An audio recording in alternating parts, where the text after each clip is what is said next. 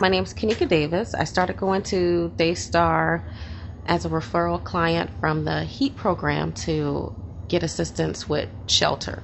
It was me and my husband, the 4 kids. We have 3 boys, 1 girl. We were staying in a apartment complex. There was a lot of fights, a lot of shooting, and we tried to stay out there as long as we could, but once the shooting got closer to home, right downstairs from our apartment, that's when we decided to leave and going to stay with a family member. We weren't able to stay there as long as we thought we would be able to. My husband had lost his job, and then shortly after that, he ended up getting a part-time job that wasn't helping out as much, but enough to kind of keep us going. So we had to work and try to save up, which is what we were trying to do with the family members, but it didn't work out as well. Daystar was started in 1982 in downtown St. Petersburg by Monsignor John McNulty in response to the economic conditions at the time. He invited Mary Venezia, a longtime parishioner, to help to set up a program that would take care of folks coming to the door. I was apprehensive. I was kind of depressed because I've seen the people go in for help, and I'm like, well, these people either don't have a job, or if they do have a job, they're part-time and they're probably not doing as well, and I have a full-time job. I shouldn't be going in and asking for any assistance or take it away from someone else that I felt like probably needed it more than me. But seeing a look on my children's face that they weren't comfortable staying in a family member's house, that everyone is 4 people into a room, that I knew I needed to get the extra help, the extra boost. And just talking to Maria, she gave me that I needed. She didn't make me feel uncomfortable. A good majority of the people who come through our doors are working and not able to make ends meet, and they have an emergency that either puts them out of work for a while, or they have a financial disaster that requires them to come in for assistance. We are very proud and concerned that everybody that walks through the door gets a chance to tell their story. Even though I asked for just some assistance with housing, she would say, "What, are you sure there's nothing else you need? What about food for right now? You have the baby. Do you need any diapers? Do you need any wipes just to get you over until your next payday or something like that? You know, you don't have to take a lot if you don't feel like you need it, or but if it's anything that we can help you out with, just let us know." Because I kept saying no. You know, I have another payday coming up. I just have to get through this next week. And I knew she saw it on my face, and I'm usually not the crier, but the tears started coming to my eyes, and she knew, was like, well, if you do. And then I just said yes. And we're very blessed with volunteers who are there because they care and they want to help, and they understand that although we have guidelines for our services based on resources, that they are the advocate for the individual coming in. And if they are coming across a situation that needs a different kind of direction or a different kind of attention, that we can make and break our own rules. My name is Bill Lindsey. I've been a volunteer at Daystar for almost 8 years now. I'm an interviewer, and a lot of the interviews I do are for Travelers Aid, which is a service we have to help people relocate to a more stable environment, people who are either homeless or about to become homeless. My name is Denise Patterson, and I am a volunteer at Daystar. Hi, I'm Toby McDuffie. I have 2 children, ages 15 and 10, who volunteer at Daystar. And I moved here to go to nursing school, and I did not get employment right away. All of my resources had begun to run out, and I needed help with the light bill.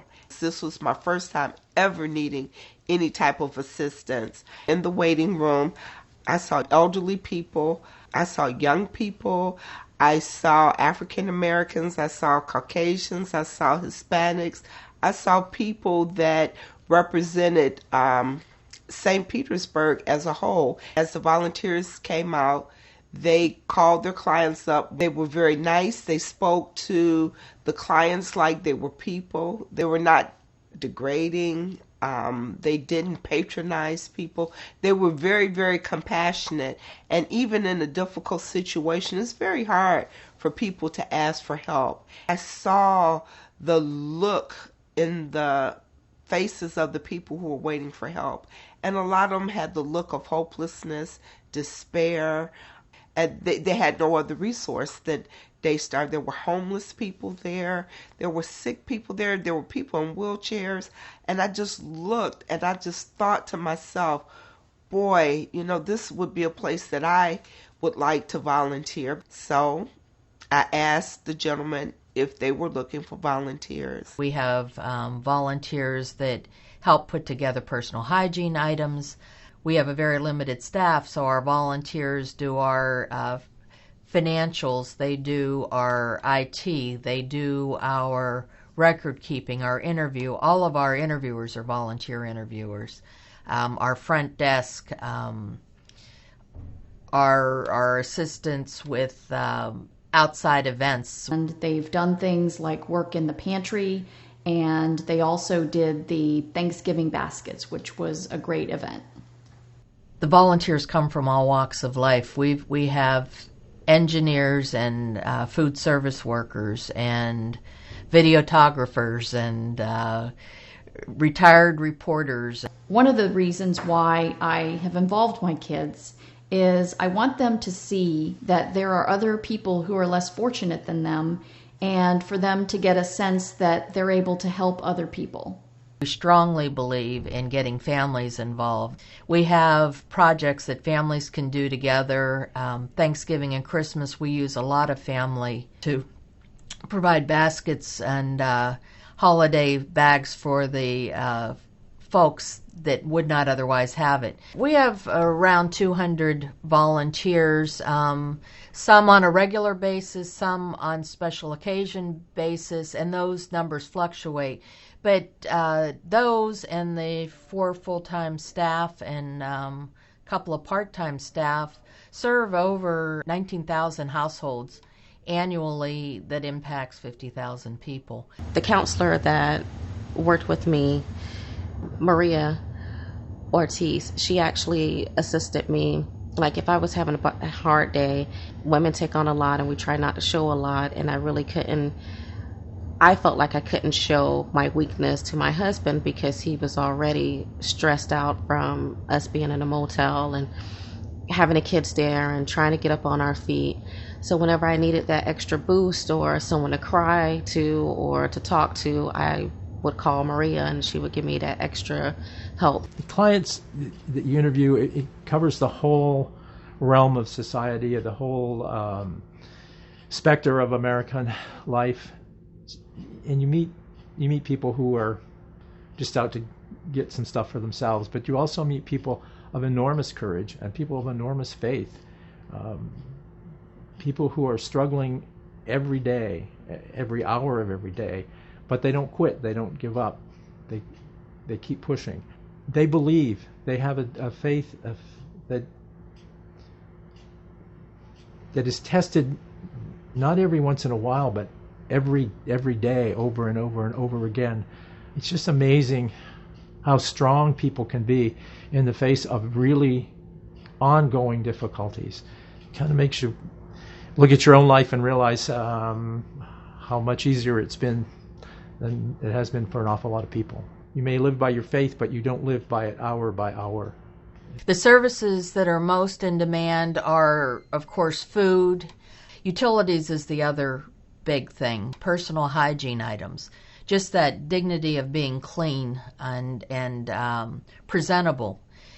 We have haircuts. We have a couple licensed hairdressers that come in and do haircuts. The pride to look in the mirror again. It's some of those little things that happen. Giving somebody a neck wallet that they can carry their identification in. Giving a mother diapers.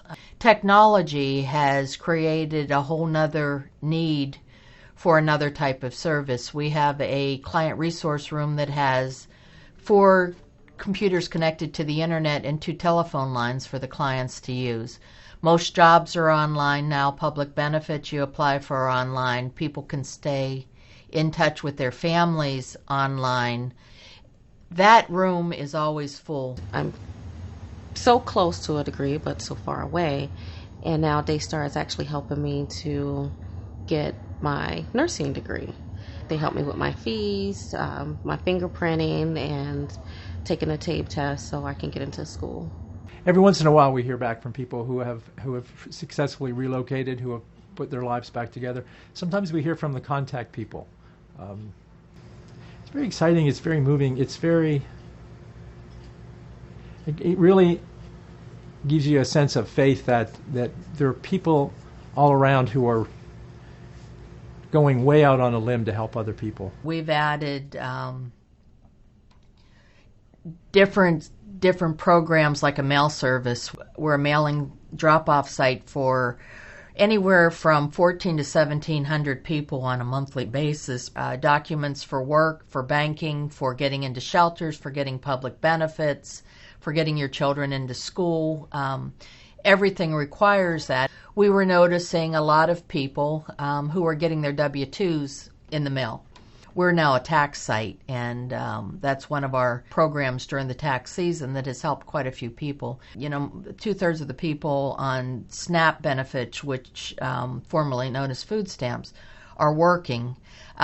Last year we served 19,000 households, which impacted over 50,000 individuals. So we are far-reaching. We're in a small building considering, but we get a lot done in there, and we're very efficient in providing the services through our use of volunteers, through our use of every inch of our space, and through creativity and problem solving. One of the things that has really impressed me about Daystar is their judicious use of the resources. They recycle so many things, they reuse so many things, and they just don't waste a thing. Over 96% of our resources are given directly to assist the individuals who are walking through our door. That's an incredible statement, and we work hard at that without cutting corners on what's most important, and that is our mission to take care of our neighbors in need. In retirement, I was looking for something to do that would have a real meaning to me. And a retired social worker was a very good friend of mine. She worked in hospitals and with mental health agencies here in St. Petersburg. And she told me that when she couldn't get help for her clients anywhere else, she turned to Daystar. And usually there was some way that Daystar could reach out and help people. And that to me is what Daystar does best. It's you talk to the client and you find a way to help them. You don't say, well, you don't meet this criteria or this criteria or this criteria. You find a way to get them some kind of help, to help them as much as you can. Maria told us about this apartment complex, and at first I thought it was going to be kind of hard. After trying to pay for moving in and things like that, we didn't have money left over, so Daystar actually helped us with the deposit for the lights so we can get the lights on and be able to move in. One of the other many things that just warms me and makes Daystar so special is the community support that makes all of these services possible. The donations that make it possible for us to pay electric bills, to pay for prescriptions, to buy bus passes, to provide food. The food donations keep us going in between our ability to purchase food. The personal hygiene items that are either donated from people's trips or people buy for us, or that we purchase out of donations. The majority of that comes from donations from our community, from different faith groups, from different individuals. We do some grant writing, but for the most part, we could not do what we do for those 19,000 households annually without that help from the community. We have a a clothes closet that we keep on site for emergency situations. So far, we've been here almost 2 months, and our baby has excelled with crawling. He's actually crawling on all fours. He's hanging on to the table, trying to walk around. Even a therapist said that he's excelled within these past couple of months. And the kids didn't see the apartment until the day we were moving in, and they ran upstairs and checked out which room was theirs, and they were so happy. My daughter's like, I have my own room now. I don't have to share a bed with the boys anymore.